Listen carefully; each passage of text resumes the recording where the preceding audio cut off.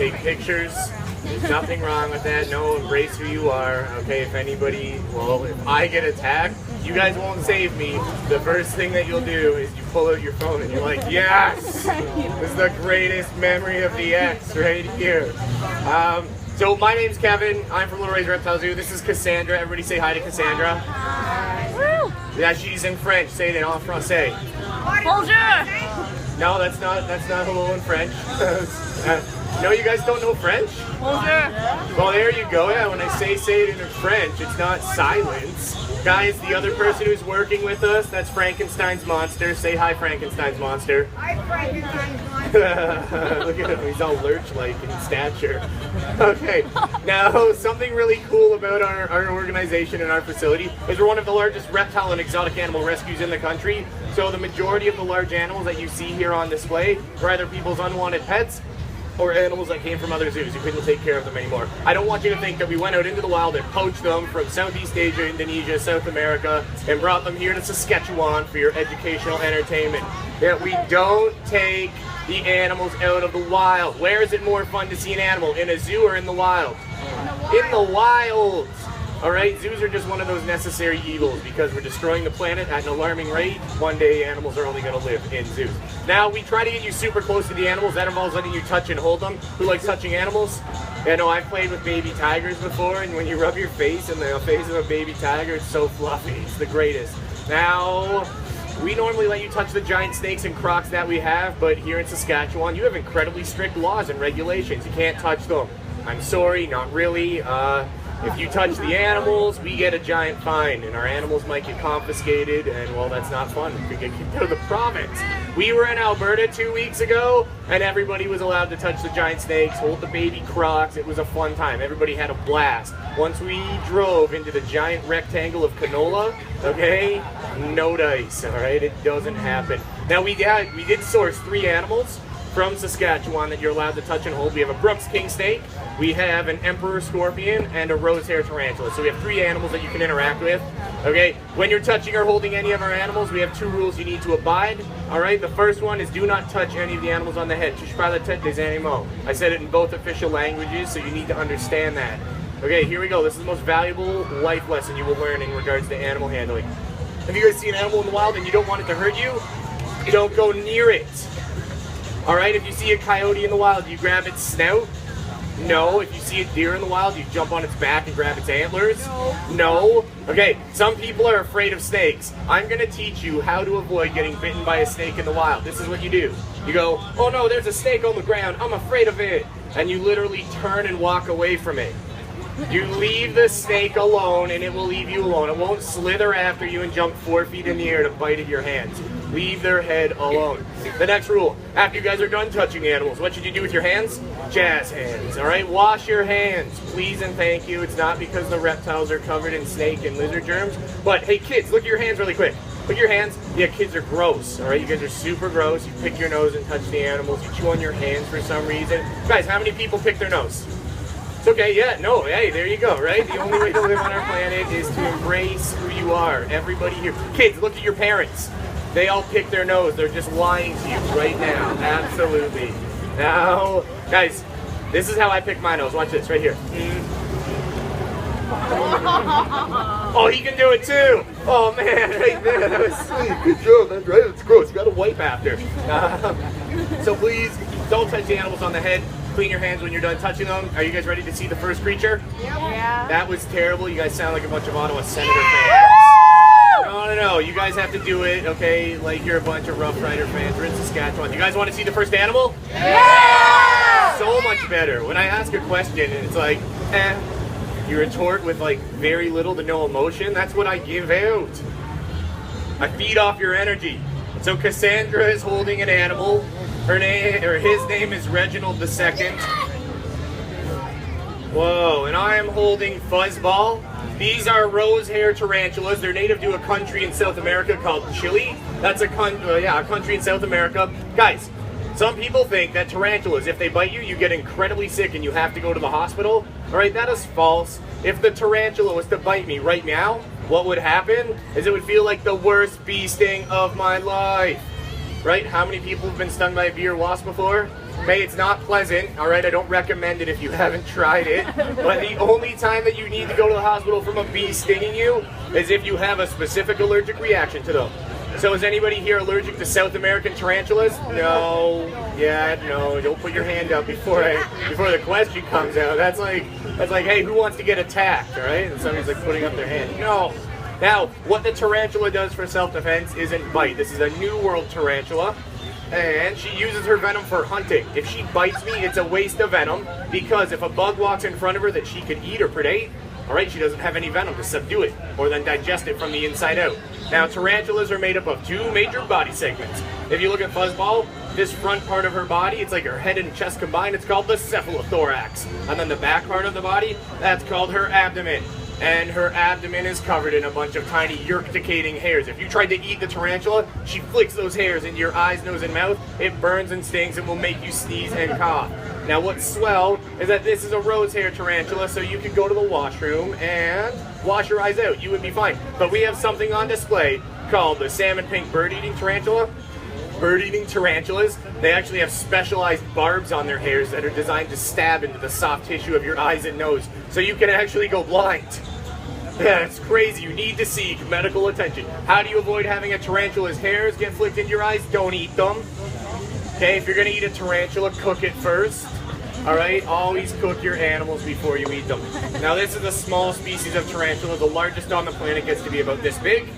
It's called the Goliath bird-eating tarantula. They don't actually eat birds. They live on the ground. They're terrestrial. They'll eat frogs, rodents, and bugs. What's amazing, guys, put your hand up your face just like this. Put your hand up your face. If that giant tarantula sat on your face where your hand is, it could almost touch its own legs behind the back of your head like a giant face hugger. And then you have something bursting out of your chest soon, right? No, I'm just kidding. Now, let's call up a volunteer to hold the tarantula. Oh, that's okay. You, Pat. Draw to cell. Go to Cassandra, not me. I'm a zombie. I'm under quarantine.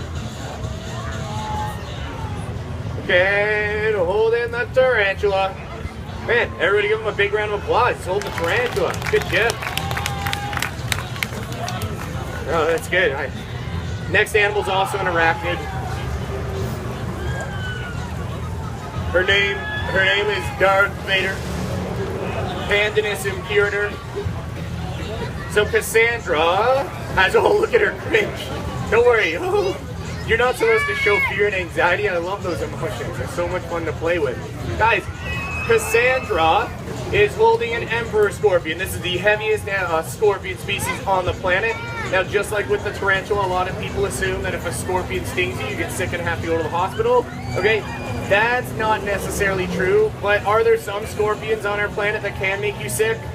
Yeah, 100% there are. It's a small number. There's over 1,700 different types of scorpions on our planet, and out of 1,700, only 27 are dangerous to humans. So just a little, about 2% of the world's scorpions are dangerous. Now, how do you tell the difference between a scorpion that's dangerous and one that isn't? It's by the size of their pedipalps, or claws. All right? If you look at the emperor scorpion, it has giant claws. Guys, make giant scorpion claws. What it will do is sit with its claws open in the wild.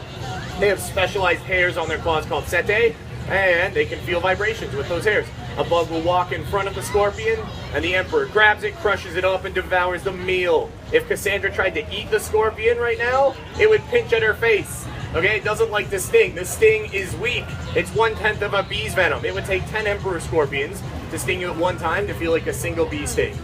Now, if you see a scorpion in the wild and they have little tiny claws, guys, make small scorpion claws. Yeah, Scorpions with small claws, they can't crush their prey like an emperor scorpion would. But what they do is they catch the bug, they sting it with their tail to inject it with venom to subdue it, and then for self-defense, they will flick their stinger out at a potential predator. Now, this is the crazy part. Even though the majority of scorpions on our planet, they aren't dangerous, does that mean you should try to pick them up in the wild? No, guys.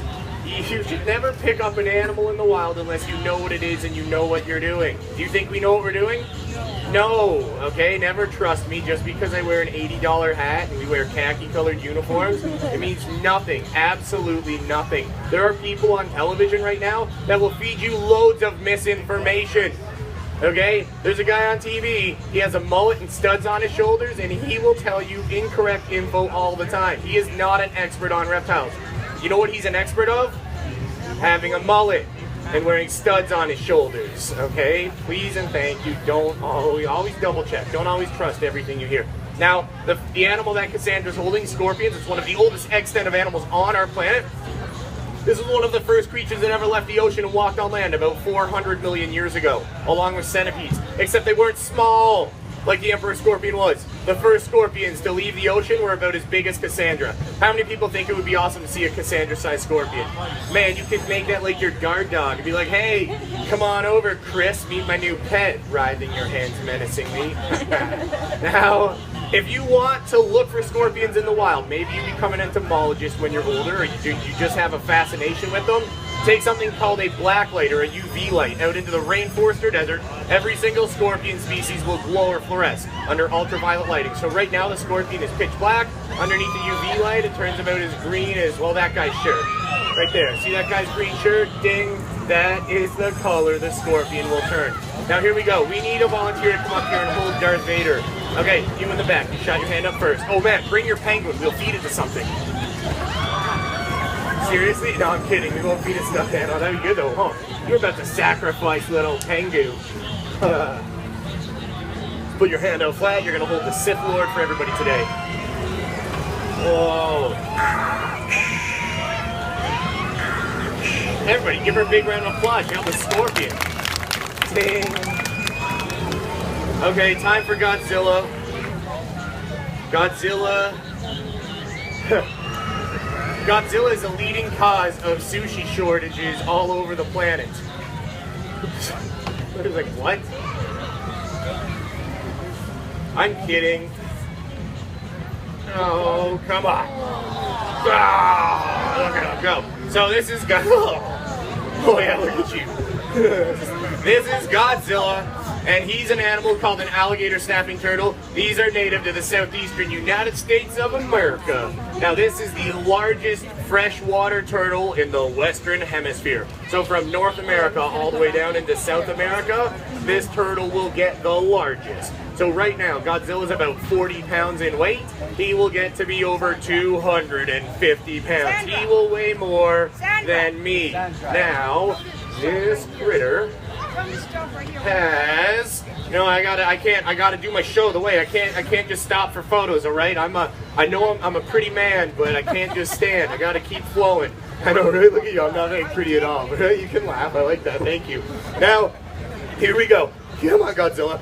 My favorite animal adaptation about this creature, if you look inside of Godzilla's mouth, he has a pink fleshy appendage. It almost looks like a tongue, okay? That pink fleshy appendage will look like a worm to fish underwater. He sits with his mouth agape and he'll wiggle around that little worm-like tongue and it lures in fish. They swim into his mouth and then he clamps his mouth shut and eats the fish. This is one of our planet's greatest natural anglers. Now I'm gonna go and put Godzilla on the ground.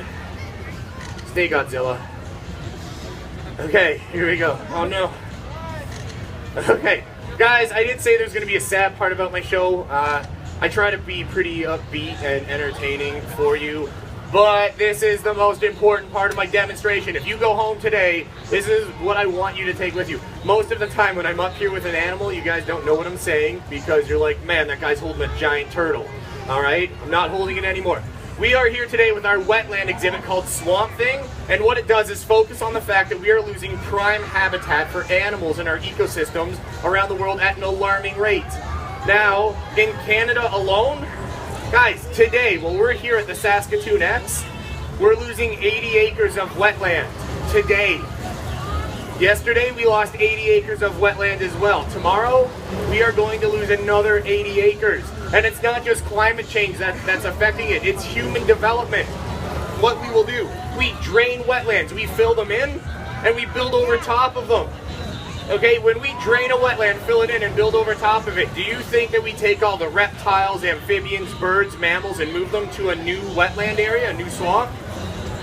No, we don't. We literally build right over top of the animals. We do some of the meanest things to our fellow earthlings on our planet.